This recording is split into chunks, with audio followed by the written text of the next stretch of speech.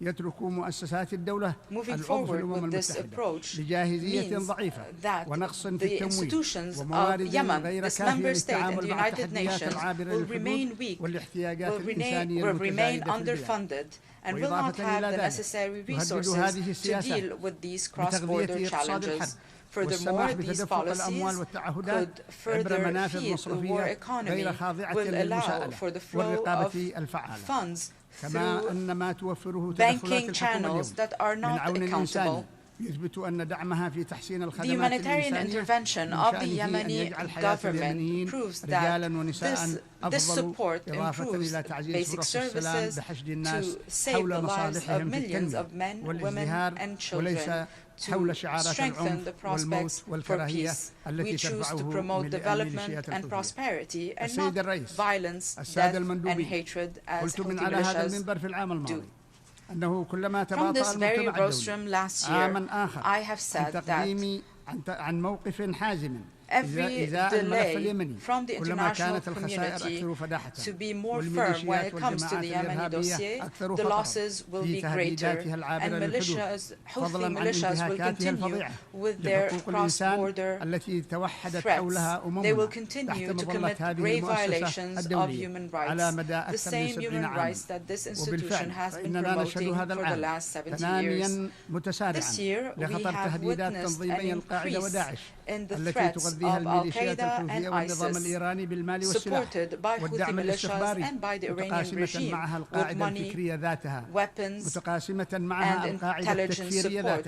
They also share the same Takfiri ideology. As I have said a year ago from this very rostrum, the public budget of our state showed great indicators since the start of the war. We were able to improve services, create job opportunities. However, this momentum stopped as a result of Houthi terrorist attacks against oil facilities. أنه لولا الدعم السخي الذي تلقته الحكومة الشهر الماضي من الأشقاء في المملكة العربية السعودية من خلال منحة مالية قيمتها $1,200 مليون دعما للموازنة العامة للدولة لكانت الحكومة قد عجزت عن الوفاء بالتزاماتها الأساسية بما في ذلك عدم القدرة على دفع رواتب الموظفين ونموه أيضا. في هذا السياق بالتمويلات والتعهدات الإنسانية والإنمائية من الأشقاء في دولة الإمارات العربية المتحدة والأصدقاء في الولايات المتحدة الأمريكية ودول الاتحاد الأوروبي والمملكة المتحدة وباقي الشركاء الإقليميين والدوليين. رغم كل هذه التدخلات الإنسانية أعود للإحاطة بأن الميليشيات الحوثية صعدت مؤخرا تهديداتها باستهداف خطوط الملاحة البحرية في البحر الأحمر وباب المندب وخليج عدن واعتبارها مناطق عسكرية ملوحة باختبار أسلحة جديدة في الجزر اليمنية واستهداف السفن التجارية وناقلات النفط ما يؤكد استمرار هذه الميليشيات ومن خلفها النظام الإيراني That means that these militias, supported by the Iranian regime, continue to destabilize the region, to undermine efforts in order to renew the truce and resume the political process. And today, they flaunt their military capabilities on the 21st of September, which is the day when they overturned the legitimate government. Today, we reaffirm the need to guarantee the freedom of international navigation to combat extremism, terrorism, piracy, and support measures to prevent the proliferation of nuclear weapons and other weapons of mass destruction, notably the Iranian nuclear weapon, their ballistic missiles, and their role in sabotaging the region. We call on the international community to condemn these blatant Iranian interventions in the affairs of my country and to submit it to sanctions pursuant to resolutions of international legitimacy. In this regard, we call on member states to commit to the arms embargo and to prevent Iran from providing its militias with military capabilities such as ballistic missiles and drones used to launch terrorist attacks against innocent civilians. The Presidential Leadership Council and the government remain committed to all international agreements and conventions, including the protection of children, and to make sure that they do not participate in the armed conflict. We also provide the necessary guarantees for the work of international organizations and make sure to facilitate the delivery of assistance to all those in need. We have also established an independent national committee to investigate allegations of violations of human rights. بأن كافة التفاهمات التي وقعتها وكالات الأمم المتحدة مع الميليشيات الحوثية لم تجد حتى الآن طريقها للتنفيذ حيث تستمر في تجنيد الأطفال وتعبئتهم إلى معسكرات القتال على مرأى ومسمع من المجتمع كما نرى يوميا انتهاكات الميليشيات الحوثية الجسيمة لحقوق الإنسان بما في ذلك القيود على سفر They impose restriction on travel, work, and the education of women. They oppress and kidnap journalists. على موقفها الثابت تجاه القضية الفلسطينية والدفع بمسار السلام قدما نحو حل عادل وشامل للقضية firm position regarding the Palestinian issue. We will continue to support the path towards peace, towards a comprehensive and just solution for this Palestinian issue on the basis of resolutions of international legitimacy and the Arab Peace Initiative in a way that would guarantee that the Palestinian people will be able to establish their independent state. We also support peace in the Sudan, and we support the efforts of the Kingdom of Saudi Arabia, Egypt, and the U.S. in this regard, so that this country can once again enjoy security and stability. We also express our condolences to Libya and the Kingdom of Morocco for the victims of the tornadoes and earthquakes, and we thank the countries that supported both countries, especially Egypt, as we witness an increase in the risk of climate change. I thank you. May the peace, mercy, and blessings of God be upon you. On behalf of the General Assembly, I wish to thank the President of the Presidential Leadership Council of the Republic of Yemen for the statement just made, and I request protocol to escort His Excellency. The Assembly will now hear an address by His Excellency Faustin Archange Touadéra, Head of State of the Central African Republic. I request protocol to escort His Excellency. On behalf of the General Assembly, I have the honor to welcome His Excellency Faustin Archange Touadéra, Head of State of the Central African Republic, and to invite him to address the Assembly. Monsieur le Président Mr. President de l'Assemblée générale, Mesdames et Messieurs, Assembly, ladies and gentlemen, la 78e session de l'Assemblée générale de l'Organisation des Nations Unies, à laquelle je participe au nom de mon pays, la République centrafricaine, m'offre l'heureuse occasion de réaffirmer notre inflexible détermination de contribuer à la recherche de solutions communes aux défis de l'humanité. Monsieur le Président, avant d'apporter la contribution de mon pays au débat général, je voudrais, du haut de cette tribune des Nations Unies, symbole par excellence de la solidarité humaine, exprimer la solidarité du peuple centrafricain au peuple frère du Maroc et de la Libye, durement frappé par des catastrophes naturelles ayant entraîné des milliers de pertes en vies humaines, et des dégâts matériels inestimables material damage quelques which is jours incalculable avant indeed, l'ouverture de and have notre also session. claimed thousands of lives. This occurred just a few days Comme je l'ai before the soutenu en opening of d'autres our occasions, session. As I have underscored les on conséquences other dramatiques de occasions, ces catastrophes the tragic naturelles consequences of these doivent natural interpeller disasters la communauté must draw the scientifique attention mondiale of the world sur scientific l'urgence community to the urgent need d'identifier to les régions pinpoint du the monde regions of the world which particulièrement are vulnérables particularly à des vulnerable événements to climatiques extreme extrêmes climate events, et de mettre à la and must disposition prompt des them États concernés to make available les to the informations states nécessaires concerned the necessary afin information d'en limiter les to dégâts. limit the damage caused by Par such ailleurs, events. Moreover, le monde entier the a entire suivi world avec une profonde consternation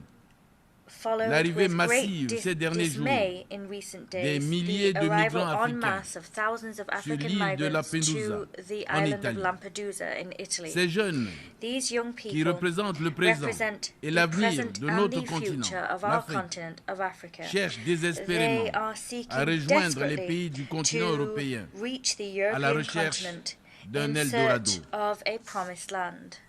Cette escalade de la This crise des migrants escalation of the migrant est crisis l'une des conséquences is one effroyables of the des pillages des terrifying ressources naturelles consequences des pays of rendus the pauvres looting of the par natural l'esclavage, resources la owned by the colonisation countries made et poor by l'impérialisme slavery, occidental, le colonialism terrorisme and et les Western conflits imperialism, armés as well internes, as terrorism souvent and ouverts internal sur armed fond conflicts. de These visées hégémoniques are often waged des in tensions furtherance of géopolitiques hegemonizing et agendas géostratégiques and entre les against a grandes backdrop puissances of mondiales. geopolitical and geostrategic tensions Tout en between regrettant major ce global phénomène déshumanisant, powers.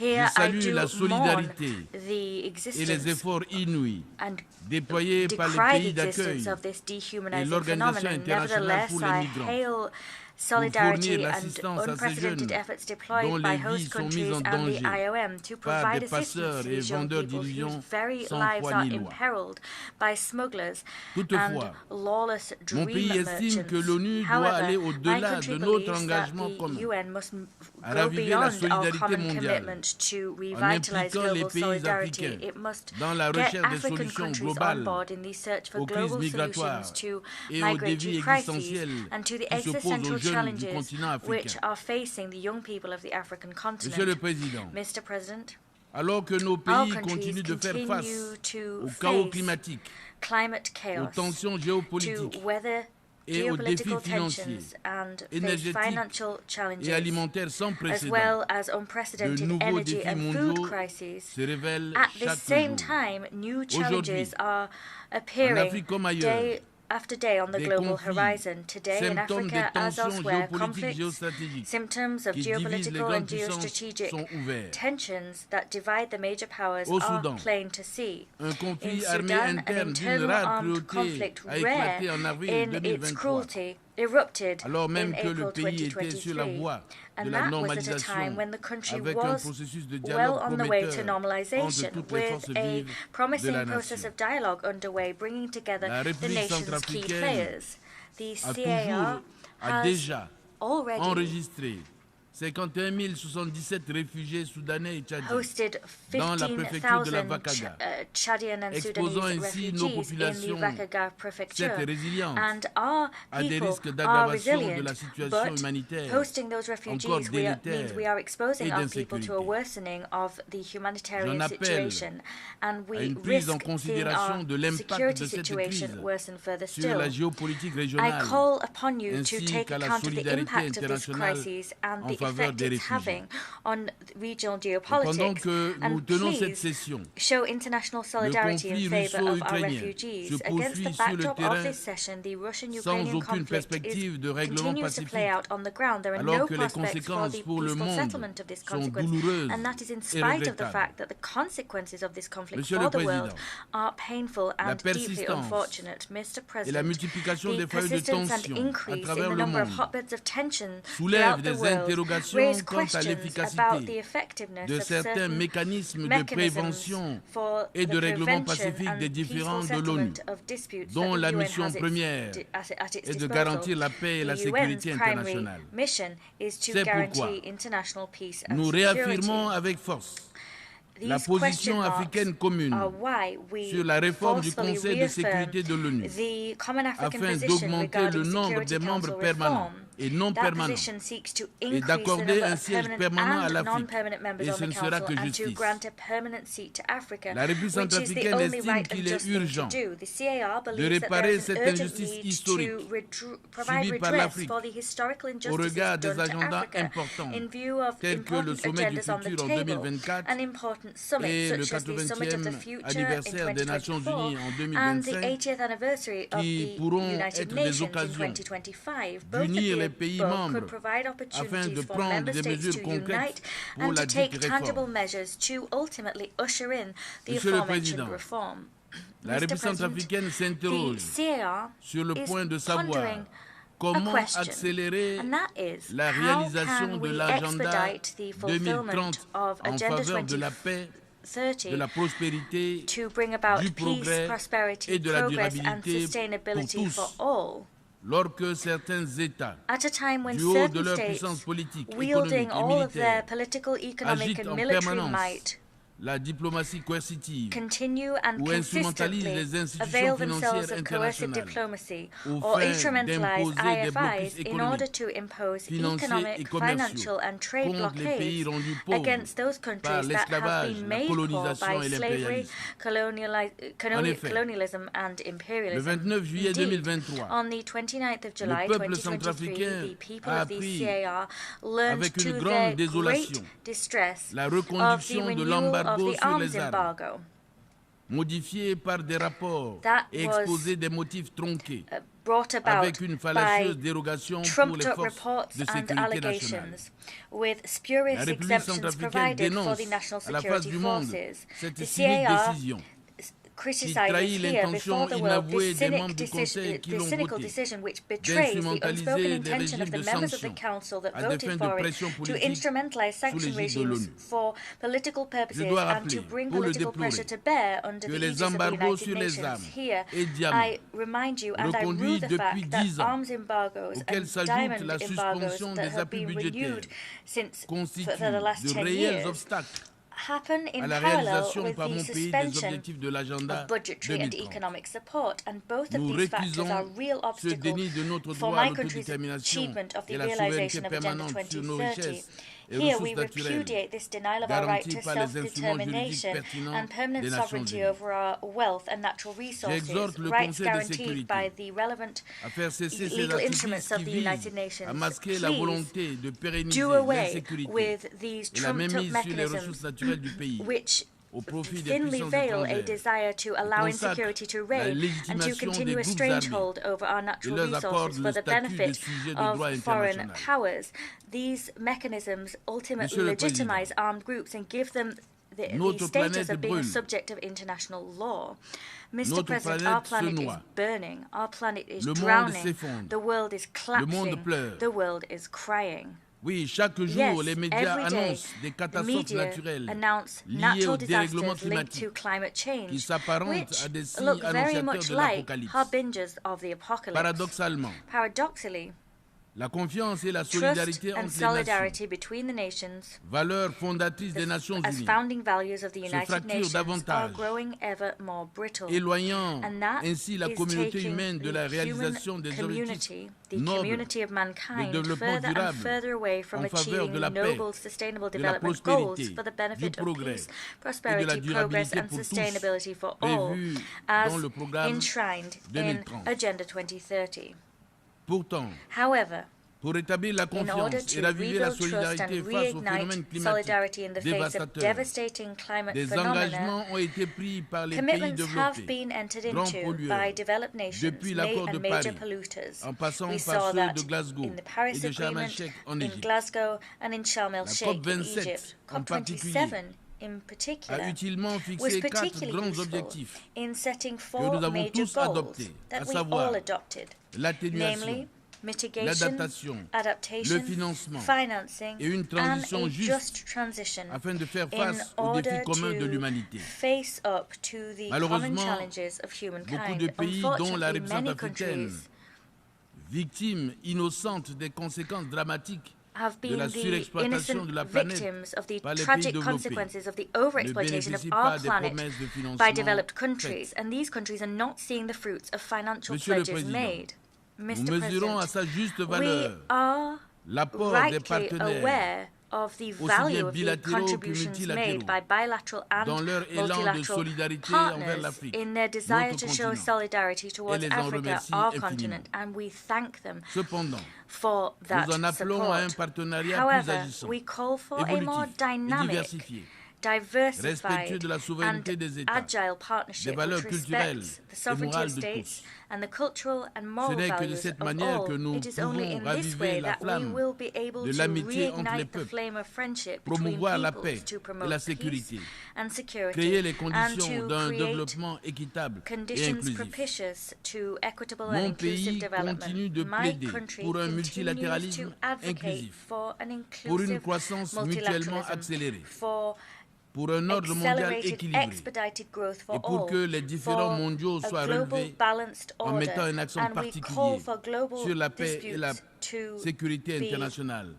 le solved respect de la souveraineté de with chaque particular État. emphasis placed on international peace and Je security voudrais saisir and cette the occasion respect of the sovereignty pour of each and dénoncer every state. I like toutes to les avail campagnes myself de of this désinformation et de opportunity dénigrement to decry menées par all certains the médias occidentaux disinformation and contre la smear République campaigns centrafricaine. waged by certain Western media Je against réaffirme the ici la CAR. détermination Here, de mon I pays reaffirm my country's à diversifier determination sa to coopération diversify internationale its international avec tous les pays qui le cooperation souhaitent and extend dans it les to all seuls countries intérêts who wish to vitaux de son cooperate peuple with us with the et à éviter only d'être desire entraîné dans of des furthering the compétitions vital entre interests of puissances our mondiales. people and of avoiding Monsieur le competition Président, between global powers. en That's the adoptant par cooperation I référendum call for. Mr. le President, 30 juillet on the dernier, la 30th nouvelle of constitution July, de la République we centrafricaine adopted the new à une majorité constitution of the écrasante CAR. That was de adopted by an overwhelming 95,3% majority of et un taux de 95.3% of the participation de plus de population. There was a 57%. turnout of over Le peuple 57%. centrafricain And with that vient vote, de réaffirmer the son people of the attachement CAR aux buts et reaffirmed its principes commitment to énoncés the dans la purposes and charte de l'ONU, principles set forth in the son United droit Nations Charter. inaliénable au They respect de sa reaffirmed their souveraineté, inalienable right à to the respect of l'autodétermination, their sovereignty, to à la stabilité des self-determination, to the institutions, stability of à la paix, institutions, à la to sécurité, peace, to à l'unité security, nationale et to au national développement. unity, and to development. Pour accélérer la To réalisation du speed programme up 2030 fulfillment of et ses Agenda objectifs de 2030 développement and its durable en sustainable faveur de la development paix, goals to bring de about la peace, prospérité, du progrès prosperity, et de la progress, durabilité and pour tous. sustainability for all. Le gouvernement The government poursuit l'exécution continues de to l'accord implement politique the pour la paix political agreement et la for réconciliation peace and et de reconciliation. la feuille de route conjointe de Luanda And we et continue s'investit also pour to implement renforcer the Luanda l'engagement joint roadmap. de toutes We les are parties prenantes. striving to strengthen the Dans le commitment of cadre de la all mise en œuvre de stakeholders ces to these instruments de paix et de processes. sécurité nationale, As 9 part groupes of the armés ont déjà été implementation of dissous. these agreements for Parallèlement, peace and international security, la Cour 9 pénale armed groups have spéciale already been et les dissolved. juridictions In parallel, ordinaires the Special poursuivent Criminal Court and en other toute ordinary indépendance courts la lutte contre independently l'impunité. continue their fight against Je voudrais impunity. rappeler I wish to qu'au-delà recall de la that beyond the Constitution, Constitution, notre politique our nationale de national décentralisation policy of decentralisation est à la fois une is aspiration the profonde expression of a du peuple deeply harbored centrafricain will of the et une CAR. composante essentielle It de is l'accord de also an paix essential et de component la feuille de route of the conjointe peace de Luanda. agreement and of the Luanda joint Je voudrais roadmap. relever I wish to tous les efforts here déjà point entrepris to all of the par efforts already l'autorité undertaken nationale by des the élections National Electoral avec le Authority soutien with the de support l'assistance technique of internationale qui international nous ont technical permis de assistance. réévaluer These efforts have le allowed us calendrier to électoral reassess qui prévoit the désormais timeline for la tenue elections. des élections Now, locales pour le local mois elections d'octobre are scheduled to 2024. take place in October Il s'agit pour nous 2024. d'une étape For fondamentale us, this is a dans notre fundamental marche step vers in l'ancrage our local journey de la démocratie, towards la ensuring local promotion de la ownership of gouvernance democracy, participative the et du promotion of développement local. participatory governance C'est en and cela local development. Que nous voulons ces It is in élections locales furtherance of these inclusives, goals that we wish to transparentes, have local elections which pacifiques et are crédibles. inclusive, transparent, peaceful and J'exhorte credible. tous nos I partenaires urge all of our à soutenir partners le to gouvernement support the government pour l'achèvement du to processus ensure électoral si the bien electoral entamé. process that has got off to Je such a good souhaite start plein successfully succès à nos concludes. I travaux wish us et vous every remercie success pour in our votre work aimable and I attention. thank you for your kind attention.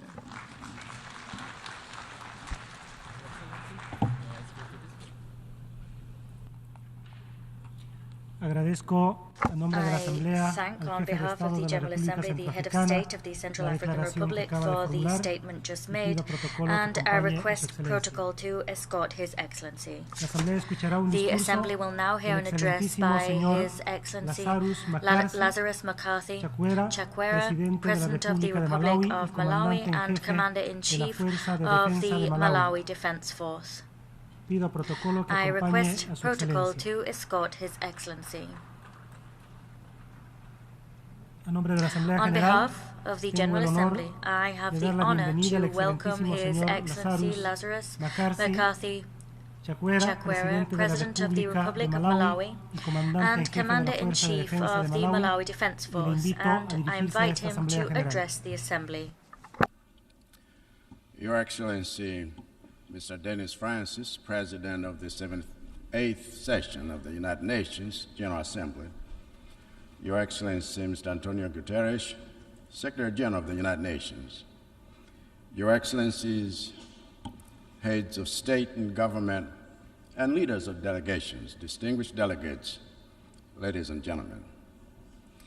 In less than 30 years, we will come to the halfway point of this century. And in less than 80 years, the 21st century will end. By that time, none of us will be president, and none of us will be alive. So when we stand at this podium and speak of the future, we speak of a future that does not belong to us. We speak of a future with sustainable development. We speak of a better world, not for us, but for our grandchildren and their children. And the decisions we make today, the actions we take each day, are what determine what kind of future we are creating for them. It is therefore not good enough to say that we must build trust in the world when we continue making decisions that undermine trust. It is not good enough to say that we want to reignite global solidarity when we continue to pick and choose whom we show solidarity with. It is not enough to say we want to move towards peace when our actions in other nations promote war and create the conditions for conflict.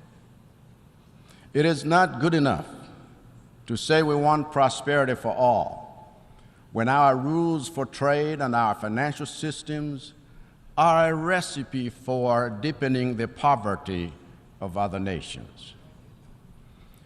Without changing our decisions, our positions, and our actions, the future we speak of today and the sustainable development we dream of achieving by 2030 will remain a reality on paper.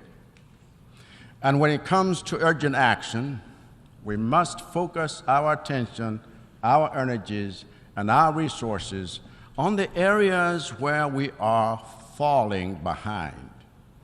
We must prioritize those places in the world that are most at risk of not achieving sustainability in any of the 17 SDGs. In the case of Malawi, the most pressing priorities are plain to see. As a nation, we took the SDGs and aligned our national aspirations to reflect them. So even though we have our sights set on the Malawi 2063 vision, we also created an implementation plan for the first 10 years that coincides with the decade of action on SDGs in the context of Agenda 2030.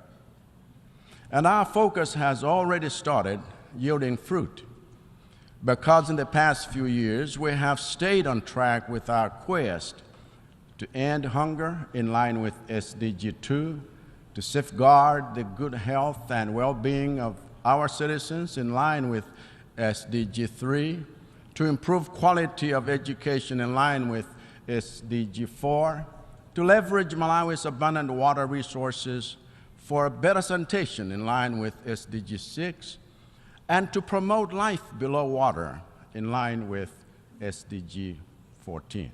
Now, while we celebrate the progress we have made on these goals, with 7 years to go before the end of the decade of action on SDGs, we are not satisfied with seeing progress on only 5 out of 17 goals. In fact, not only do we need support with making gains in the areas where we are seeing little, but we even need urgent support with safeguarding the gains we have made in the areas where we are doing well. In short, we need urgent support in building resilience to inoculate our economy against the adverse effects of shocks. In 12 months since the last time I stood here, Malawi has had the worst cholera outbreak in its history, killing more people than COVID, a consequence of the contamination of water bodies and systems suffered when cyclones Ana and Gombe hit us 6 months before. In that time, Malawi has also had a drought in its northern region, resulting in the loss of half of our maize and 80% of our rice in one of the most productive districts in our country.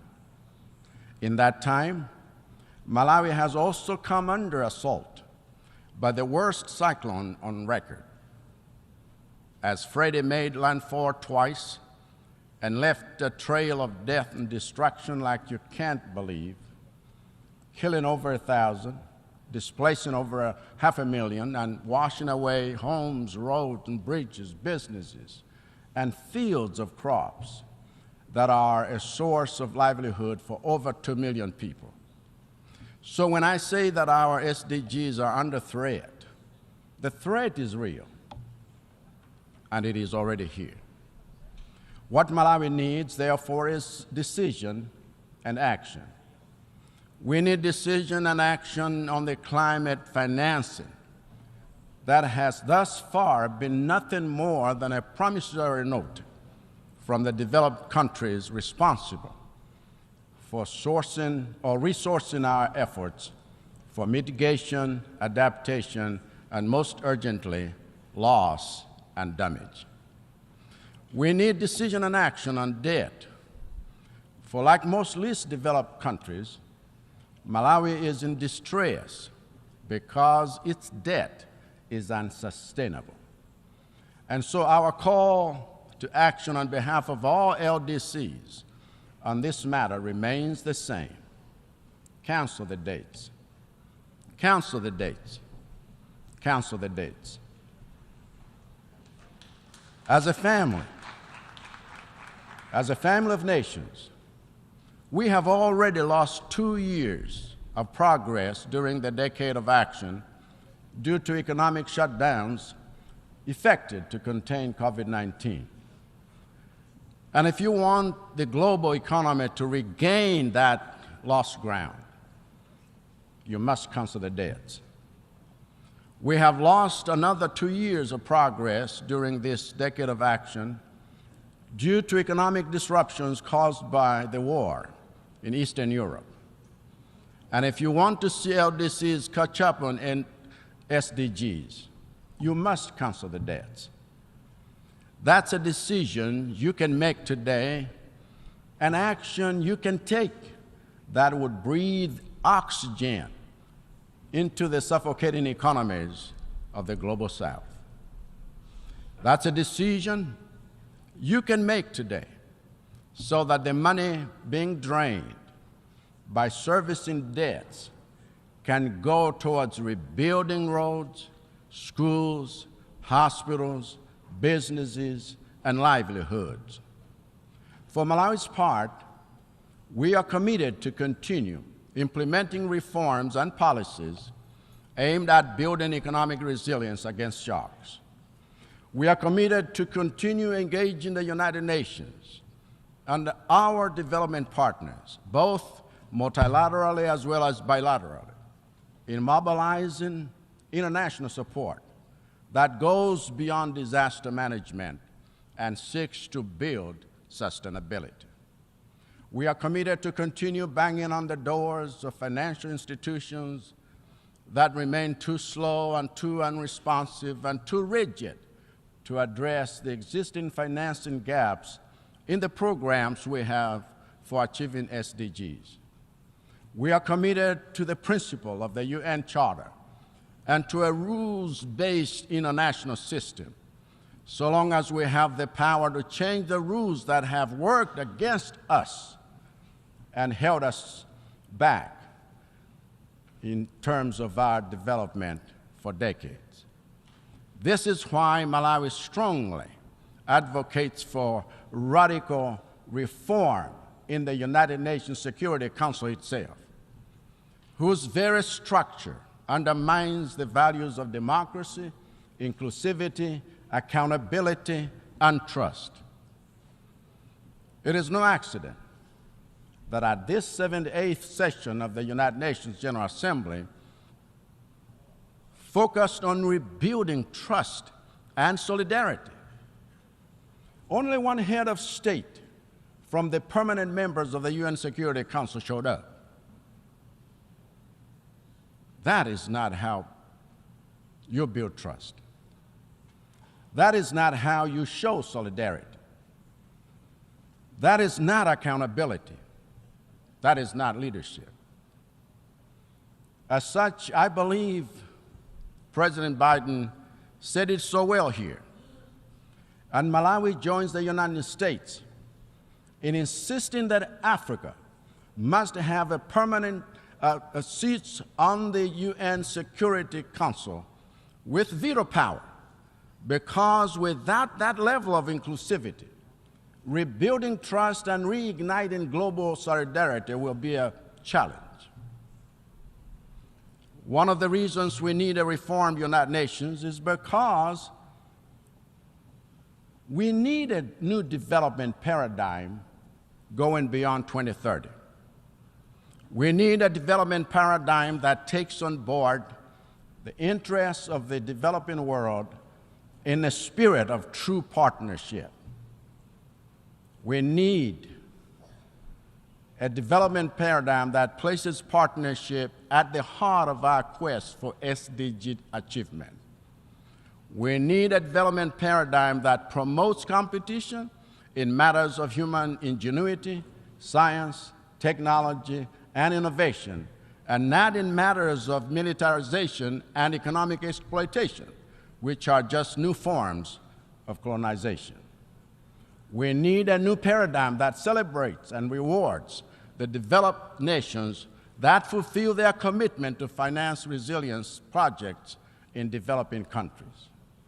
We need a new paradigm that establishes effective carbon markets to empower developing nations like Malawi with resources necessary for achieving sustainability and implementing their national adaptation plans. We need a new paradigm that builds each continent's capacity to tackle future pandemics, including vaccine manufacturing capabilities and proactive pandemic preparedness. And most importantly, we need a new paradigm that unleashes the full potential of our youth and puts them in the driving seat of the vehicles we are using to reach our SDG targets.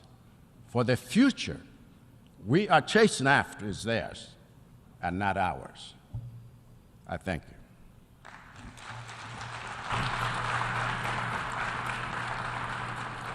On behalf of the Assembly, I wish to thank the President of the Republic of Malawi and Commander-in-Chief of the Malawi Defense Force for the statement just made, and I request protocol to escort His Excellency. The Assembly will now hear an address by His Excellency Taneti Mau, President, Head of Government and Minister for Foreign Affairs and Immigration of the Republic of Kiribati. I request protocol to escort His Excellency. On behalf of the General Assembly, I have the honor to welcome His Excellency Tanetti Mau Mau, President, Head of Government and Minister for Foreign Affairs and Immigration of the Republic of Kiribati, and to invite him to address the Assembly. Mr. President, UN Secretary General, Excellencies, distinguished delegates, ladies and gentlemen, at the outset, allow me to share warm greetings from the government and the people of the Republic of Kiribati.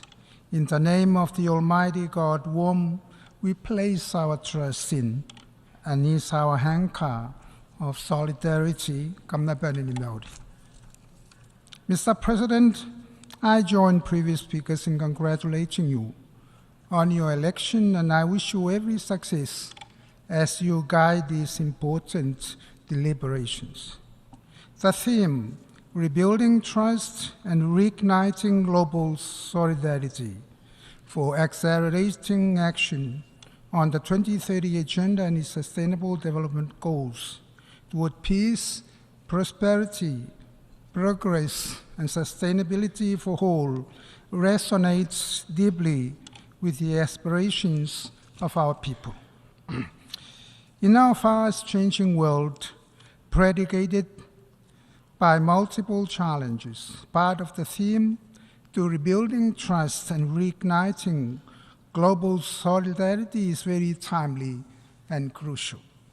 As we all know, trust is the cornerstone of any relationship, that when strained, it creates uncertainties, mistrust, and instability.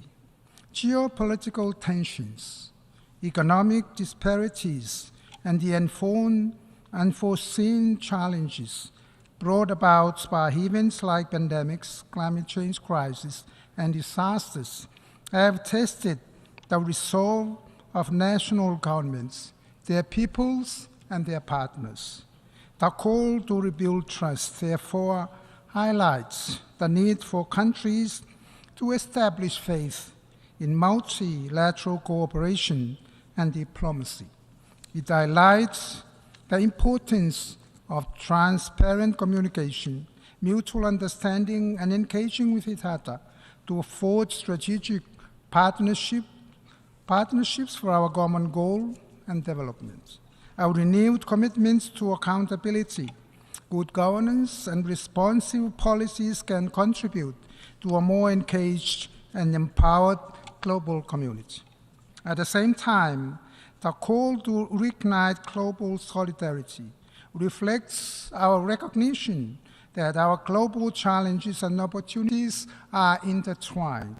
It encourages countries not only to recognize, but also deliver actions to resolve issues such as poverty, inequality, climate change, and healthcare. The idea of global solidarity underscores the principle that no nation can thrive in isolation and recognizes the uniqueness of each country's context and need.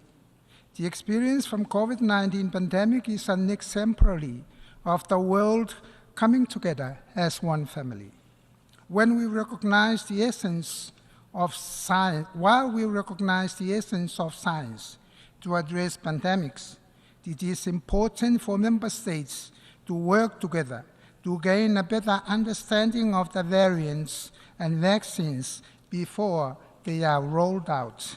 Mr. President, since the launching of the SDGs in 2015, my government launched Kiribati's first ever long development plan, identifying our priorities for development.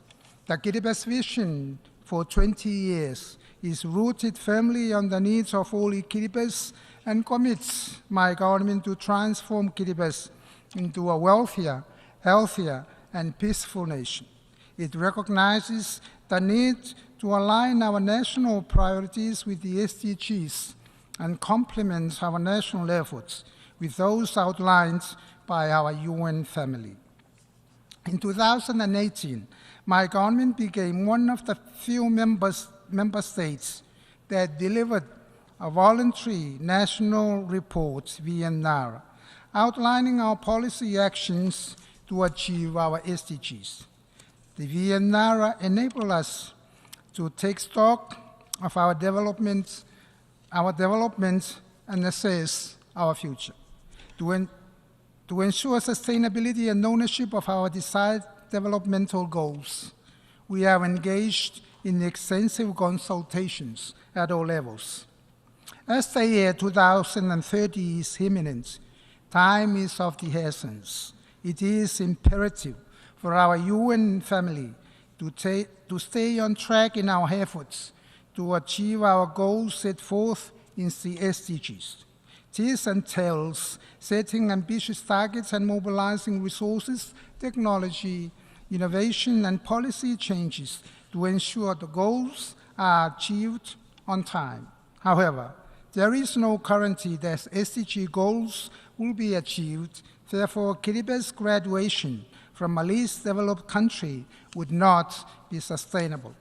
Mr. President, since our independence in 1979, our nation has enjoyed 44 years of stable and peaceful governance. We continue to recognize the independence of the three arms of government, trusting that each arm discharges its duties with the highest level of integrity in a transparent, respectful, and honest manner. We are committed and determined to ensure that Kiribati remains peaceful as we chart our future. But peace can be precarious, as determining factors are often beyond our control. We have the human resources, yet lack the capacity or necessary skills to develop our country. Equally important is the commitment to maximize benefit to our people, uplift our communities, and maintain our cultural values for peace. During this year's National Day celebrations, after so many years, Kiribati, for the first time in history, successfully united all faith-based organizations to gather again as one family under one roof to worship God. All Christian denominations, including the Baha'i faith and Islam followers in Kiribati, rejoiced in songs of praise and in richness of prayers. During this worship, it was heartening to be in the atmosphere where one can truly feel the grace, peace, and love of God. Also, recognizing the greater humility of being an Kiribati is far more effective in sustaining peace rather than the differences in faith. We invite the rest of the world to follow this example. As part of our commitment to global peace, my government is working closely with the UN to engage our police in the UN peacekeeping missions and with the support of various partners. We will commit to support gender balance in recognition of Kiribati's ongoing commitment to equal representation and opportunities. In addition, Kiribati has strengthened its policies and laws to support and empower women and girls, people with disabilities, elders, the unemployed, youth, and children. Mr. President, we must recall our commitments under our UN Charter to build a safe, peaceful, and secure home for our peoples, individually as sovereign nations and collectively as members of the United Nations. In Kiribati, we strongly believe that this is deeply threatened and undermined by the continued existence of nuclear weapons, the discharge of nuclear-treated water, and the leakage of radioactive materials into the blue Pacific Ocean. The existence of nuclear weapons also diminishes trust in our UN family members on their commitments to peace and stability. If they continue to manufacture and possess nuclear weapons. TVBS will continue promoting the non-proliferation and ultimately the total elimination of nuclear weapons to our United Nations, and in particular, our obligations in keeping our region, our land, our harbor, airspace, and our ocean free of environmental destruction and pollution with radioactive waste and other materials, including plastics.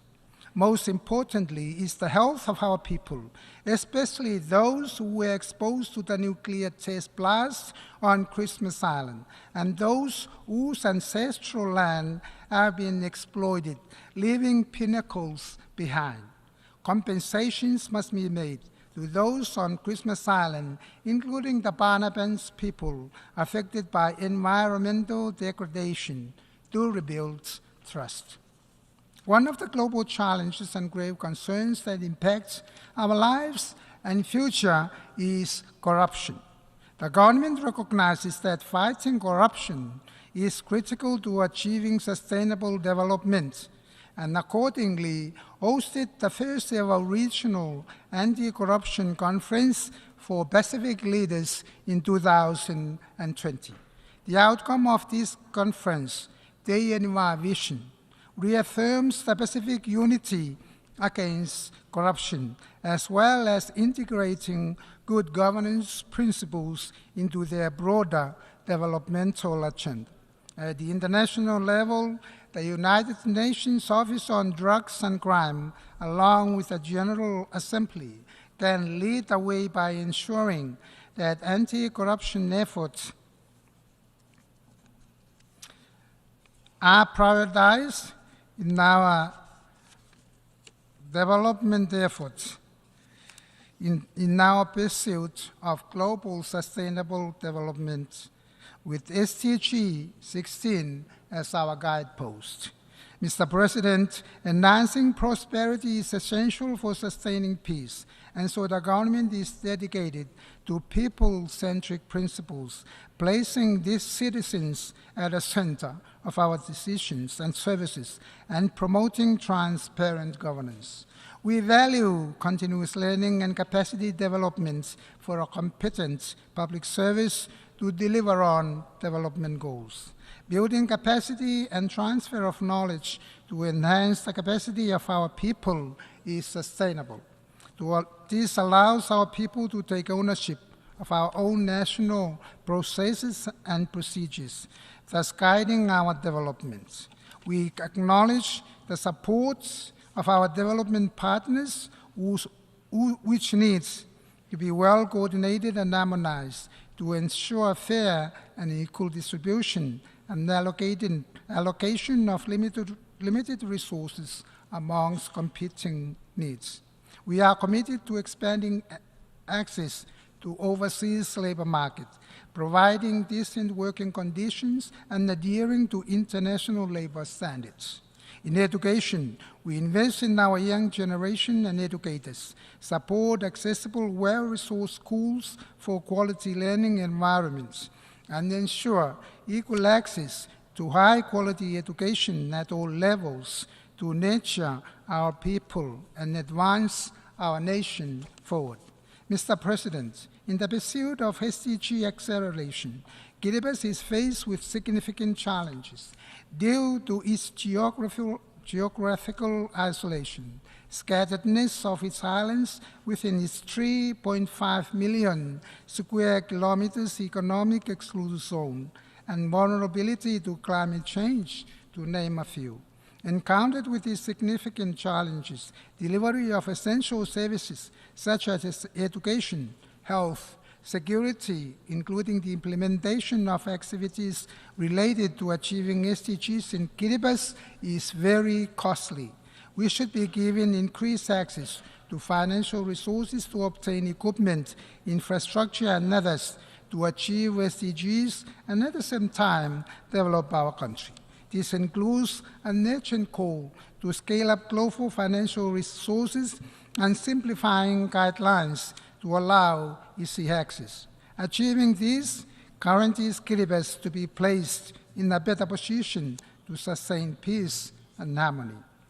With a vast ocean and airspace, Kiribati resources are central to our survival, development, and security.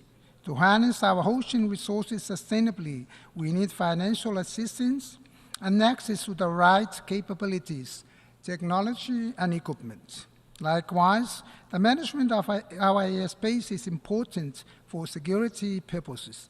This will enable us to effectively manage our maritime domain and airspace, ensuring responsible utilization while protecting our fragile ecosystem. At the front of climate change, Kiribati is experiencing intensifying severe drought, with coastal inundation affecting homes, public infrastructure, food, and water security. The projected cost for adaptation has significantly increased. Therefore, developed countries are urged to put more funds beyond the global pledge agreed to in Paris. This would also finance the loss and damage and facilitate investment in early warning systems and forecast. With that said, this would help our people adapt to the changing environmental conditions and to build resilience in our communities. Mr. President, sustainability has become the new governance imperative, which needs to be clearly understood. As leaders of today, it is vital to know exactly what we want to sustain, at what scale, and be wary of its implications. This will require us to be more diligent, patient, and not working with sheer determination, so sustainability of resources, efforts, and time is optimally maximized for the betterment of all. Before I conclude, Mr. President, I would like, on behalf of my countrymen and the people of Kiribati, join previous speakers and excellencies in offering our condolences to the government and the people of Morocco and Libya for such a tragedy that they have faced. May God bless them. In conclusion, let's embrace our traditional blessings of the Maori, the Roi, or the Tabemoa, which literally means health, peace, and prosperity upon us all. Thank you. On behalf of the Assembly, I wish to thank the President, Head of Government, and Minister for Foreign Affairs and Immigration of the Republic of Kiribati for the statement just made. I request protocol to escort His Excellency. The Assembly, the General Assembly, will now hear an address by His Excellency Emerson Dambudzo Mnangagwa, President of the Republic of Zimbabwe. I request protocol to escort His Excellency. On behalf of the General Assembly, I have the honor to welcome His Excellency Emerson Dambudzo Mnangagwa, President of the Republic of Zimbabwe, and to invite him to address the Assembly. Your Excellency, Mr. Dennis Francis, President of the 78th session of the United Nations General Assembly, Your Excellency, Mr. Antonio Guterres, Secretary General of the United Nations, Your Majesties, Excellencies, Heads of State and Government, distinguished delegates, I wish to congratulate you, Mr. President, on your election as the President of the 78th session of the United Nations General Assembly. We are confident that under your stewardship, we will make progress on the important global agenda before us. Please be assured of Zimbabwe's support throughout your tenure. I also pay special tribute to your predecessor, Mr. Korosi, for leading the 77th session of the General Assembly. We value the role he played to promote science, in our overarching goal to improve the lives and livelihoods of all. Mr. President, it is imperative that we recommit to the Charter of the United Nations multilateralism, solidarity, justice, and the peaceful settlement of disputes for sustainable development and a shared future. This calls on us all to respect the sovereign equality of nations, big or small, poor or rich. By working together, we can harness our expertise and learn from one another to strengthen international institutions for the accelerated attainment of Agenda 2030. The impact of conflicts, terrorism, climate change-induced natural disasters, biodiversity loss, and the rising prevalence of disease and pandemics, especially in the developing world, urgent attention. Regrettably, progress towards the achievement of the Sustainable Development Goals has been uneven, while global solidarity has been tasted and the self-interest superseding cooperation. We have a duty to reignite our commitment to the principles of the 2030 Agenda and rekindle the spirit of multilateralism. To accelerate our action on the SDGs, we must scale up investments in people and communities by ensuring access to quality education, health care, clean water, and sanitation for all. The creation of economic opportunities, decent jobs, and entrepreneurship, especially among women and youth, must remain a priority. Excellencies, Zimbabwe continues to entrench democracy, constitutionalism, good governance, and the rule of law following the recently held 2023 harmonized general elections. I am pleased to highlight that our country enjoyed peace before, during, and after our free, fair, transparent, and credible elections. Zimbabwe has been under the illegal unilateral economic sanctions for 23 years, imposed by some Western countries. These sanctions were designed to subjugate the sovereign will of the Zimbabwean people.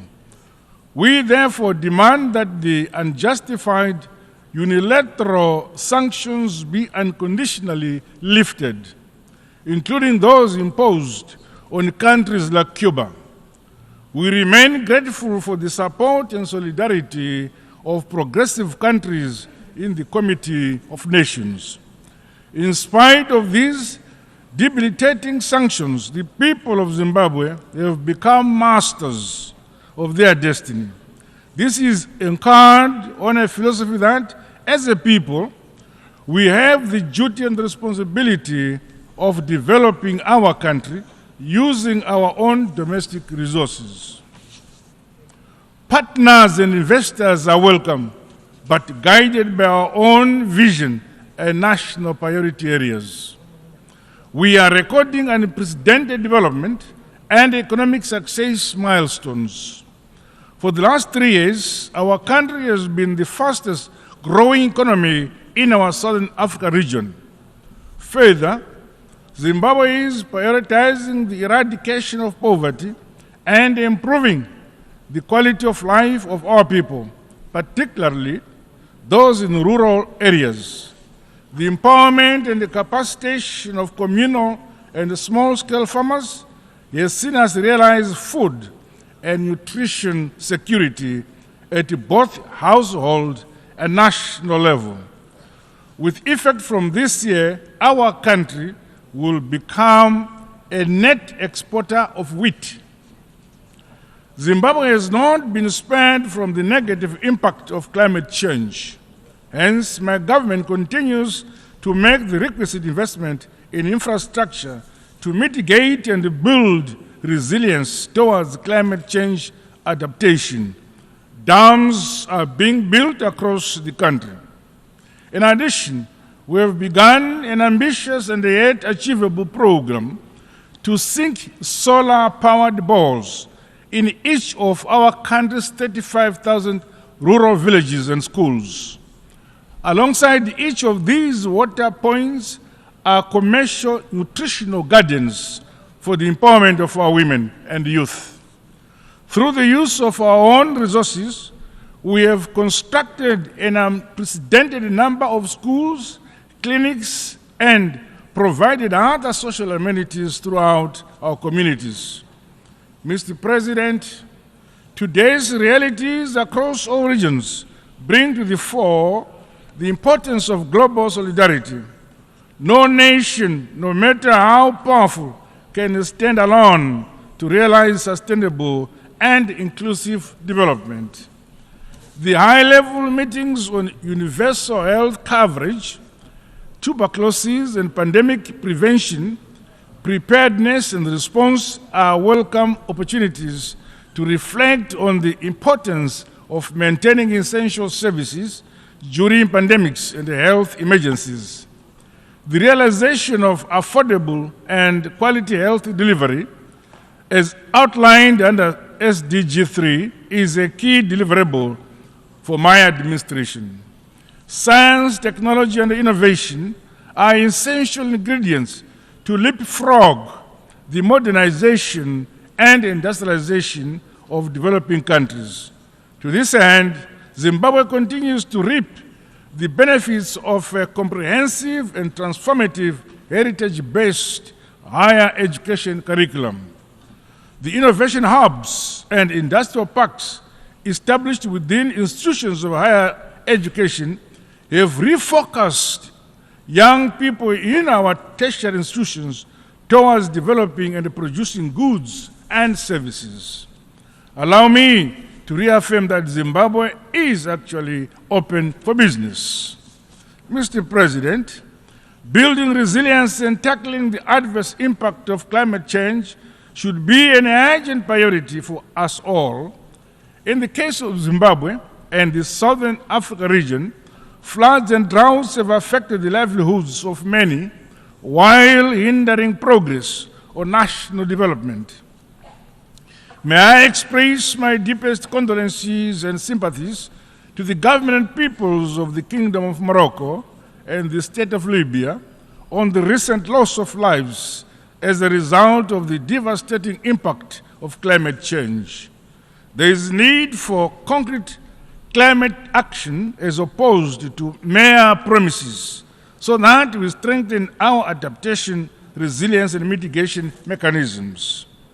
We must transition to a low-carbon and resilient global economy by increasing investments in renewable energy, sustainable agriculture, and green infrastructure. Commitments made under the United Nations Framework Convention on Climate Change and the Paris Agreement must be honored to deliver climate justice. It is our hope that progress will be made to operationalize the loss and damage fund. Zimbabwe is implementing a climate change policy and response strategy, while disaster management and the early warning systems continue to be strengthened. Mr. President, the need to reform global financial institutions is of essence to unlock funding for developing countries. The current exclusionary architecture, dominated by a few states, is failing to deliver the requisite resources for countries to finance their developmental priorities and other pressing health and environmental challenges. The shortcomings in the last round of SDR allocations should be addressed. Zimbabwe supports the stimulus package proposed by the United Nations Secretary General. We further call for the long-term concessional loans, increased access to unused special drawing rights, as well as the use of modalities such as debt cancellation and restructuring as a stimulus for developing countries to grow their economies and build greater resilience. We strongly condemn tendencies by some powerful countries who preach peace, human rights, and democracy, and yet clandestinely fund conflicts and the unconstitutional change of governments for their own narrow interests. We further condemn the use of unilateral and illegal sanctions as a foreign policy tool at the disposal of some powerful nations, such as those sanctions imposed on Zimbabwe and the countries like Cuba. Such actions hamper the trust, global solidarity, and the multilateralism we desire. It is important that we channel our collective efforts towards building peace and driving forward our development agenda for shared prosperity. There is much more that unites us than that which divides us. Similarly, the establishment of a fair and inclusive global security architecture has become urgent. The maintenance of peace and security should never be the preserve of a privileged few. Zimbabwe reaffirms calls by Africa for the reform of the United Nations Security Council in line with Ezulwini Consensus and the CITE Declaration. Mr. President, allow me to conclude by reaffirming Zimbabwe's commitment to the purposes and principles of the United Nations Charter as we implement our Global Agenda 2030. Collectively, let us restore human dignity, peace, security, and stability while safeguarding our planet for the shared prosperity of present and future generations. Together in unity and harmony, we are stronger. I thank you for listening. On behalf of the Assembly, I wish to thank the President of the Republic of Zimbabwe for the statement just made, and I request protocol to escort His Excellency. The Assembly will now hear an address by His Excellency José Ramos Horta, President of the Democratic Republic of Timor-Leste. I request protocol to escort His Excellency. On behalf of the General Assembly, I have the honor to welcome His Excellency José Ramos Horta, President of the Democratic Republic of Timor-Leste, and to invite him to address the Assembly.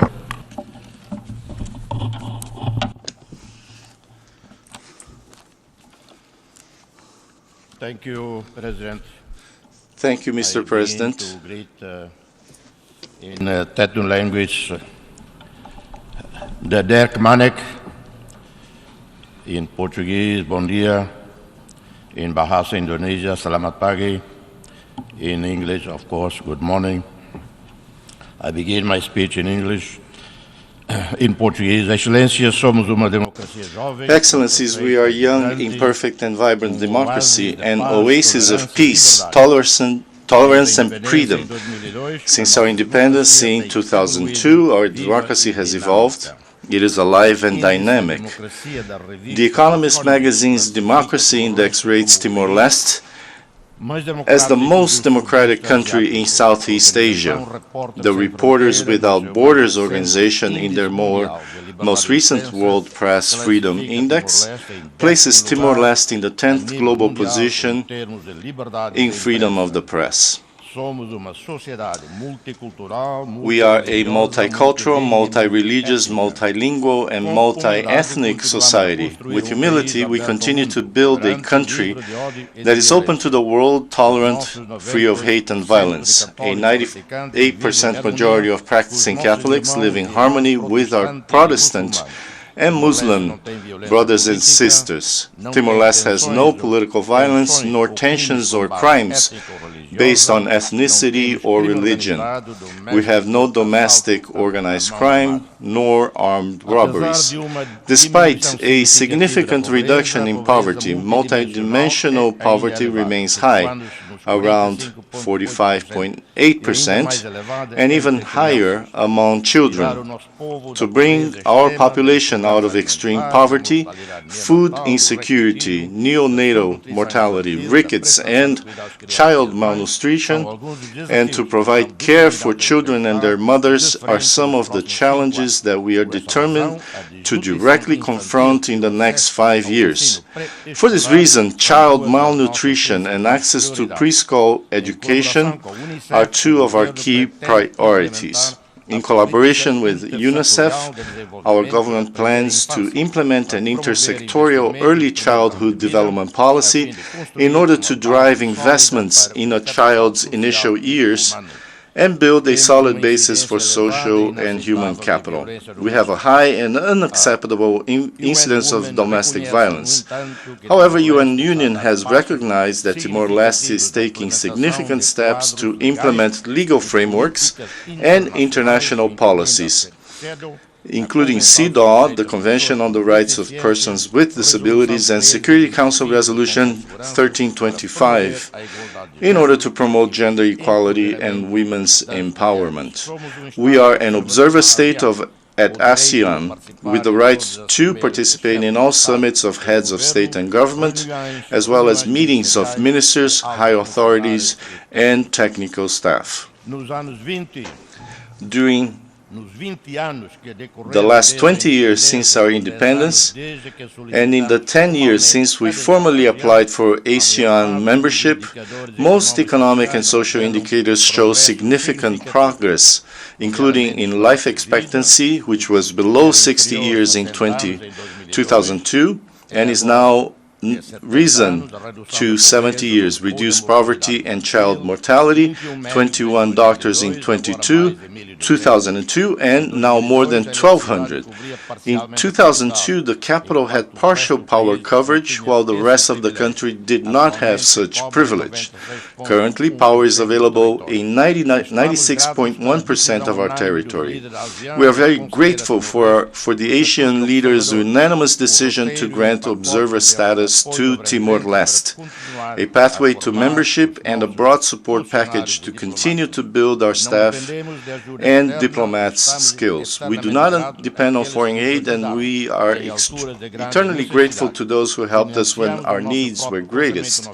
We finance our own national budget with the returns from a sovereign fund invested in U.S. Treasury bonds and in global financial markets, with an annual return in excess of 9%. Timor-Leste is an active member of the community of Portuguese-speaking countries and a co-founder of the international G7 Plus group, which was established in 2010 in Dili and is formed by 20 countries affected by conflicts. Ukraine and the resulting geopolitical fragmentation have disproportionately impacted the already fragile and conflict-affected countries. They have always felt the brunt of every global crisis. On the other hand, these countries are the least responsible for those crises. The incidents of extreme hunger, poverty, and the humanitarian crisis caused by wars, climate change, and geoeconomic fragmentation are increasingly concentrated in fragile and conflict-affected countries. Conflicts proliferate and economic and social conditions are worsening in countries around the world. But we seem to have forgotten the children of the tragedies of Myanmar, Afghanistan, Yemen, Syria, Palestine, the Democratic Republic of the Congo.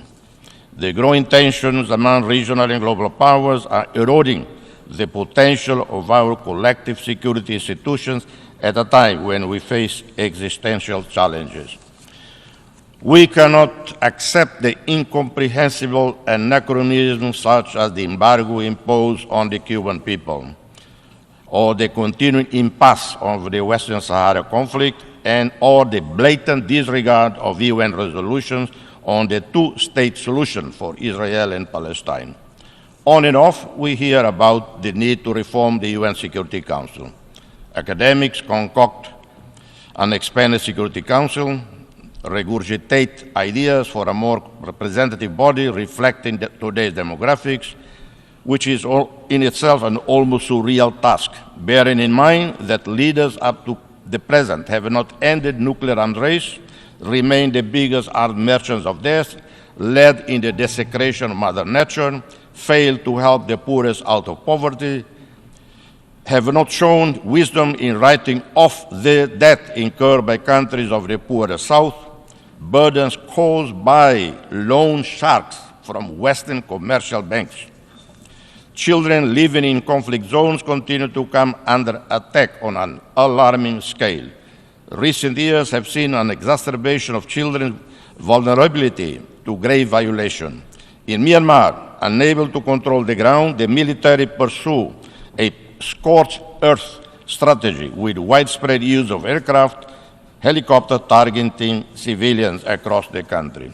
At least 3,000 civilians have been killed and 70,000 people arbitrarily imprisoned, including the legitimately elected leaders such as Nobel laureate Aung San Suu Kyi. Timor-Leste condemned the invasion, violation of sovereignty, territorial integrity of Ukraine, and the ongoing war with its catastrophic consequences for the Ukrainian people, but also for the Russians and for the rest of the world, with the disruption of global trade in grain and energy. We know from experience and history that very seldom wars are won on the battlefield. Miscalculation, false pride prevail, and the war goes on for years. Killings and utter destruction continue until exhaustion. Only then the sides involved decide to begin negotiations on a peace settlement. Why not talk now? Excellencies, people living in fragile circumstances already feel the effects of climate change most severely. We need a new outlook on the climate and security nexus, which will address the impact of climate change and environmental degradation on peace, security, and ensure that the quest for energy transition does not worsen the security situation in vulnerable and fragile countries. Therefore, we would propose a bold initiative. The initiative seeks to accelerate the just energy transition in fragile developing states that heavily rely on oil and gas production to prevent turmoil and unrest. The combined efforts of unlocking finance through debt alleviation, streamlining international finance at lowest interest rates, and significantly increase official development assistance will empower these nations to embark on projects that foster development of clean industries, address the ongoing loss and damage related to climate change, facilitate their efforts in greenhouse mitigation and adaptation to climate change. While initiatives to further the just transition exist, they do not pay enough attention to either fragile or vulnerable states nor to LDCs and SIDS. As a second priority, this initiative will pay urgent attention to particular challenges faced by fragile states that are not only susceptible to fragility and vulnerability on their own, but where there is heightened risk when faced with any massive economic turmoil, which the green transition, if not handled carefully, would increase. Thirdly, as the urgency to transition to low-carbon economy and clean energy accelerate, this initiative will seek to ensure that the quest for rare earth elements and critical minerals does not lead to further instability, nor promote weak governance or exacerbate local tensions, nor grievances in the countries where strategic reserves of such elements and minerals are found. This initiative seeks to create a brighter and more sustainable future for our planet and all inhabitants by facilitating the energy transition in small island states, LDCs, and climate-vulnerable nations. We aim to mitigate climate change impacts and preserve our shared global environment for generations to come.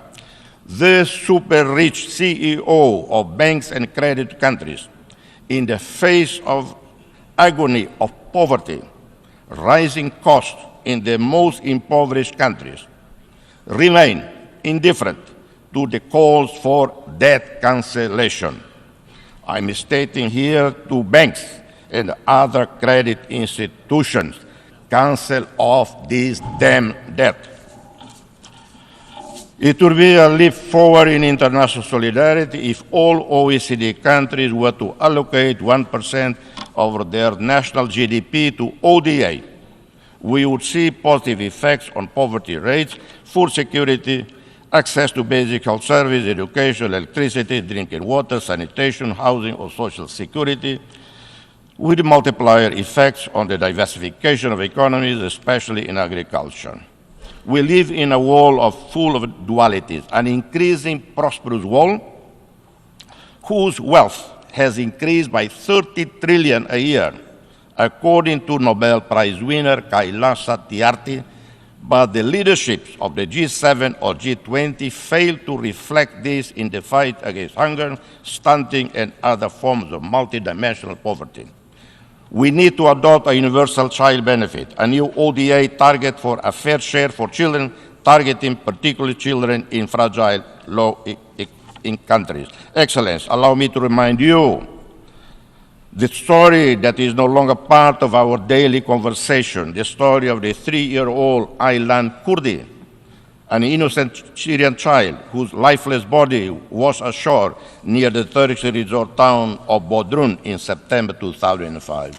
And how many of us pain at the sight of children dying every day of hunger and in the other ongoing wars. In centuries past, the Atlantic Ocean was the graveyard of African slaves, and those who survived the voyage built new countries with their sweat and blood. In this 21st century, the Mediterranean Sea is the new graveyard of thousands of Africans fleeing drought, extreme poverty, and conflicts. Excellencies, no one should fear the Chinese, Indian, European, American superpowers. Rather, we should welcome the positive reality of global countries that share with us diasporas, cultures, and interests in well-being or security that are deeply intertwined with our own. We can gain more from the free movement of people and goods than from building concrete walls. We all benefit from the impressive Indian transformation into a global economic success story. India has an admirable track record of decades of practical solidarity with other developing countries, even during the early stages of its own development. Equally, we want to see prosperity in Europe, in Japan, South Korea, Australia. But their continuing prosperity depends on peace and stability in the global South, depends on our markets, workforce, and providers of raw wealth, which they process and re-export. But this unequal relationship has to change, and will change only when we invest more in high-quality education and health for our children and youth, when we invest more in science and technology. We have the chance of the century to build a new partnership of equals between the rich, super rich of the North and us in the periphery, with a renewed spirit of mission around the global causes of nature and human survival. Failing this, we will sing together, rich and poor, the weak and the powerful. May God bless us all. Thank you.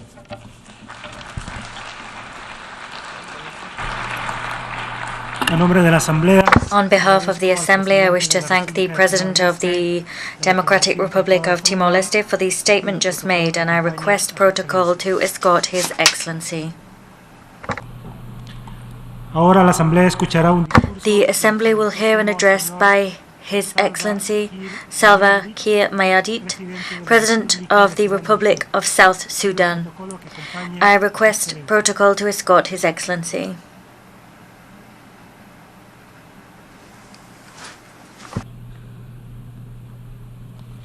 On behalf of the General Assembly, I have the honor to welcome His Excellency Salva Kiir Mayardit, President of the Republic of South Sudan, and to invite him to address the Assembly.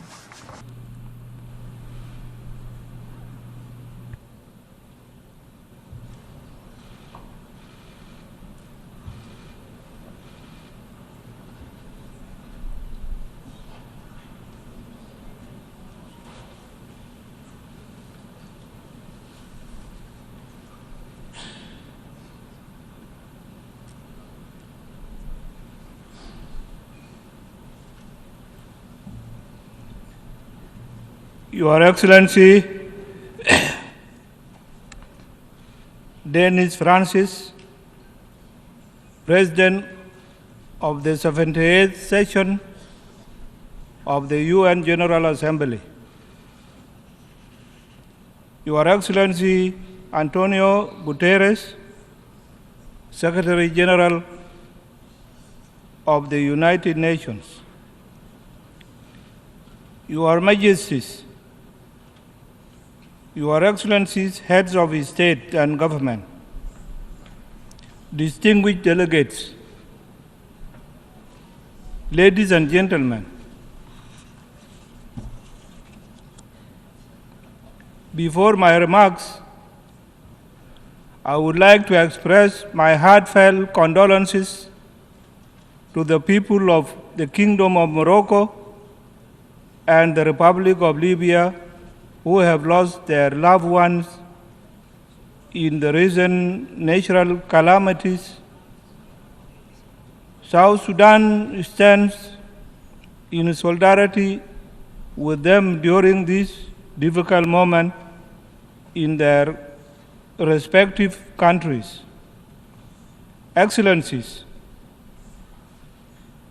on behalf of the people and government of the Republic of South Sudan, I stand before you today to reaffirm our commitment to world peace and security. We are committed to global efforts aimed at addressing challenges that we face as a human family. We are also committed to multilateralism and international cooperation as the best means of achieving our shared aspirations. Within this context, we are hopeful that together we can rebuild trust among member states and reignite global solidarity on the basis of sovereign equality of all states as enshrined in the founding charter of this esteemed organization.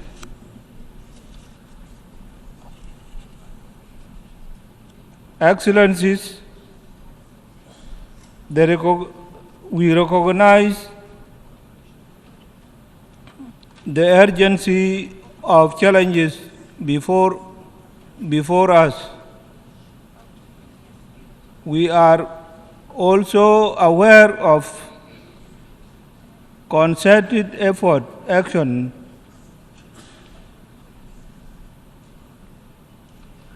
required to address these challenges in order to ensure a better future for the coming generations.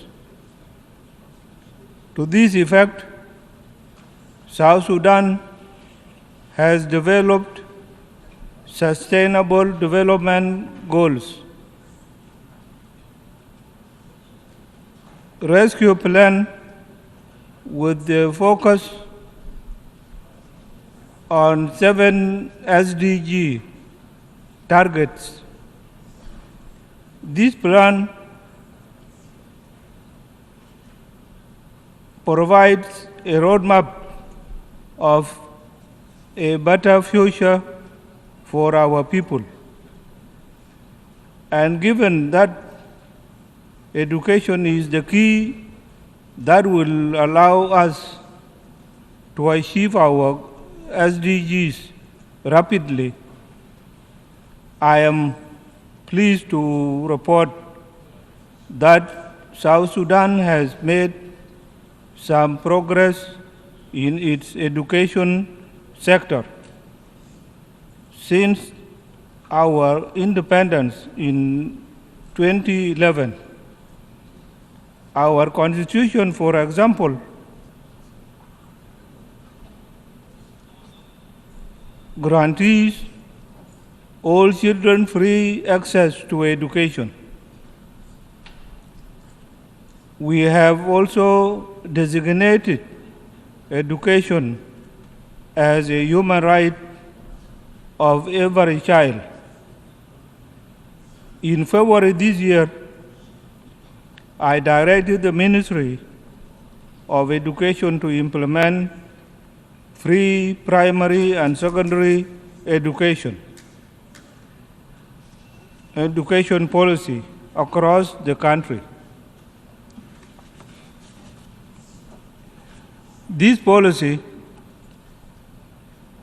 has directly led to enrollment of 2.3 million children in our schools. To ensure that girls stay in schools, we have banned child marriages through an act of parliament.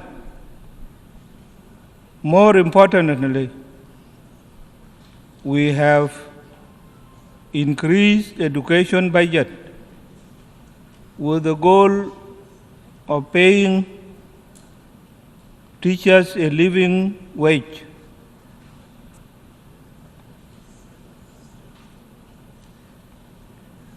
In the health sector,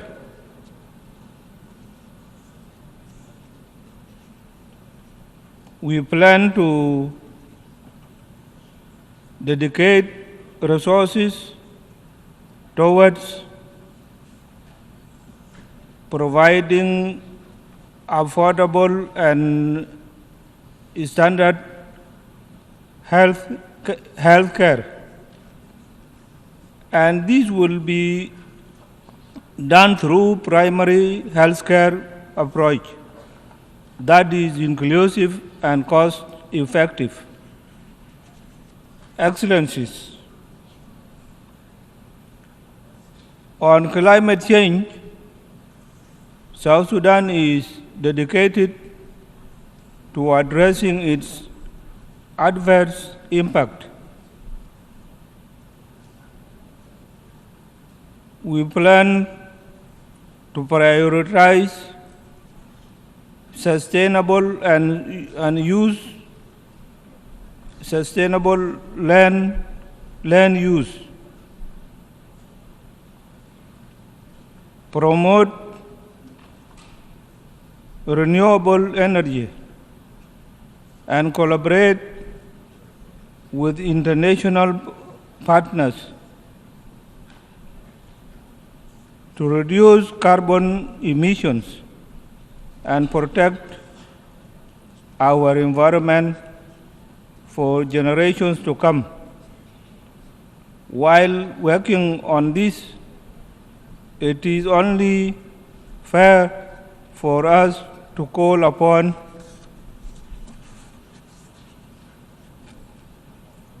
developed countries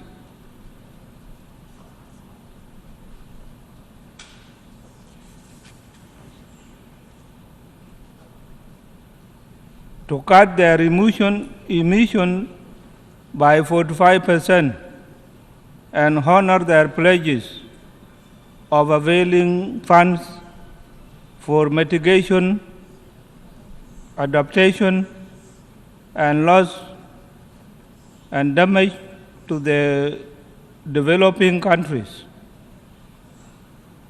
With the recently concluded Africa Climate Summit held in Nairobi, Kenya, it is high time that the declaration of the summit forms the new crisis for rebuilding trust and regaining global solidarity for attaining the 2030 Agenda.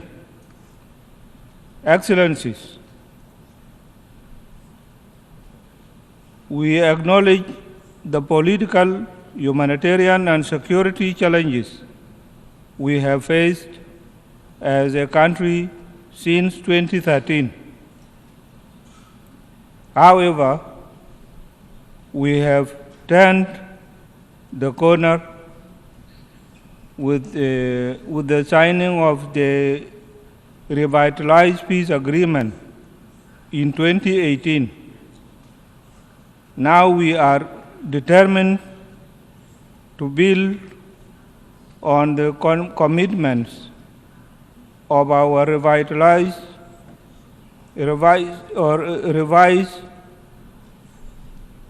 national development strategy 2021 to 2024 to consolidate peace and stabilize the economy. Ongoing public, financial,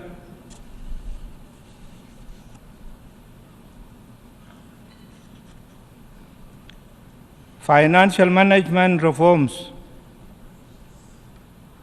and recently concluded National Economic Conference from solid basis for sound management of public resources for the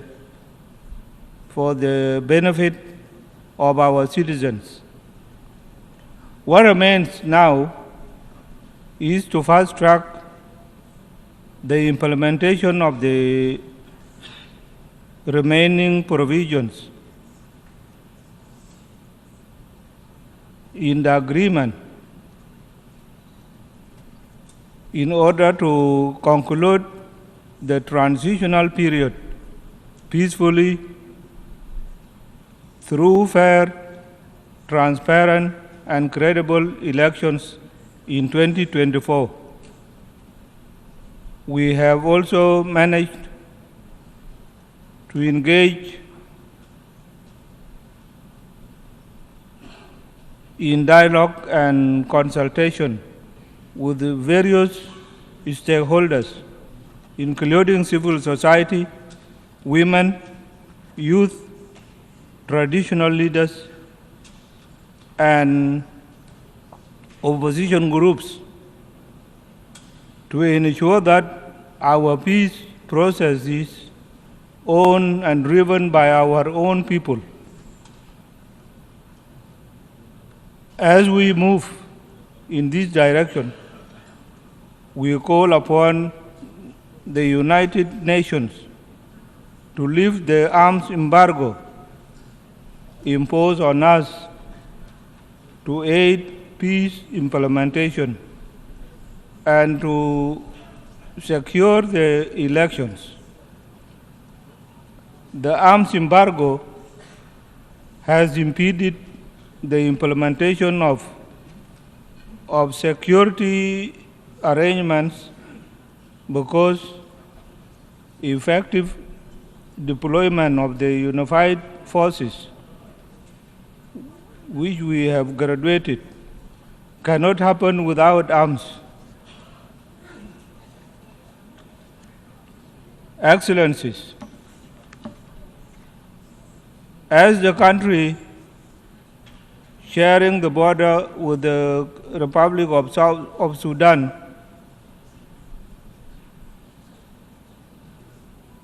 South Sudan has received thousands of Sudanese refugees and our returnees since the conflict broke out in the Sudan in April 2023.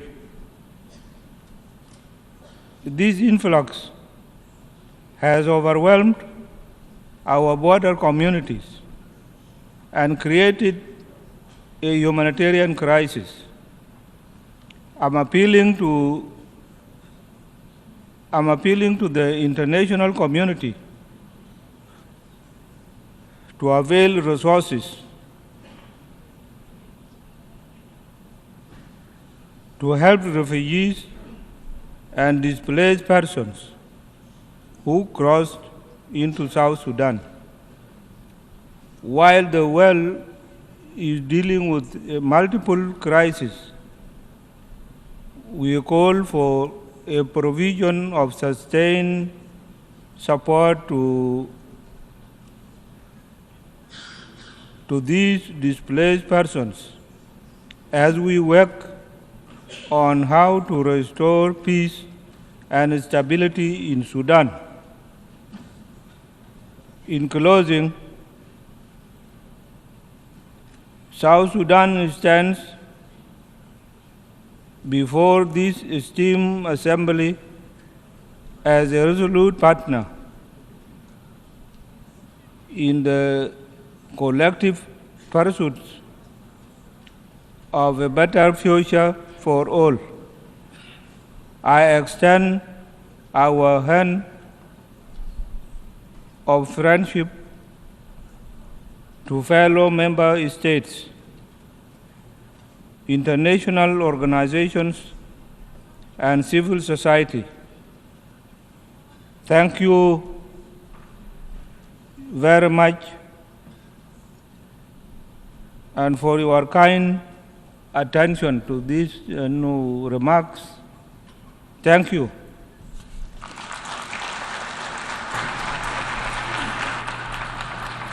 On behalf of the Assembly, I wish to thank the President of the Republic of South Sudan for the statement just made, and I request protocol to escort His Excellency. The Assembly will now hear an address by His Excellency Mamadi Doumbouya, President of the National Committee for the Reconciliation and Development, President of the Republic of Guinea, Head of State. I request protocol to escort His Excellency.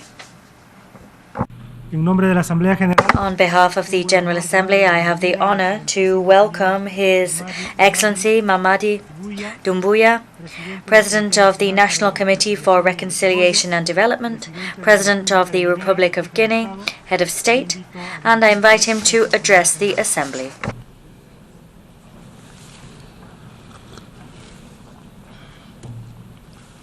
Monsieur le Président, Mr. President,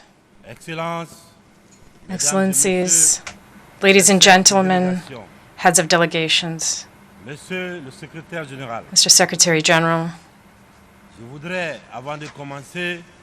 at the outset, Mr. President,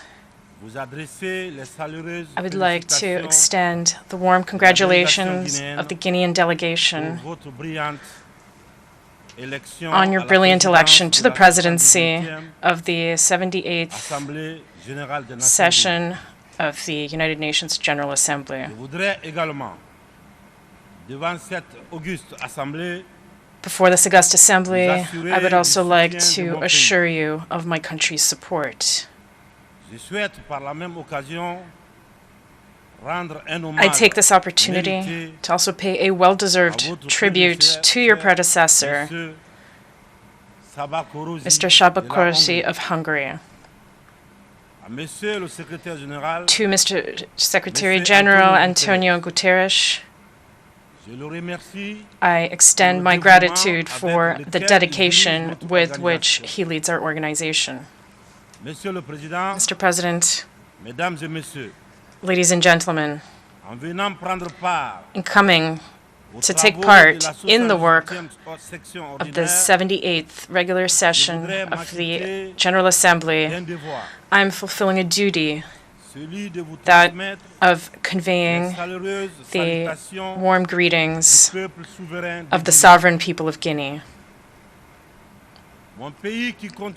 My country continues to place hope in the United Nations to find appropriate solutions to the issues our world continues to face. In this context, Mr. President, we believe that the fundamentals which underpinned the creation of our organization must adapt to the profound changes in our society. The theme of the session, peace, prosperity, progress, and sustainability, is topical, evocative, and deserves particular attention on our part. There is a coup epidemic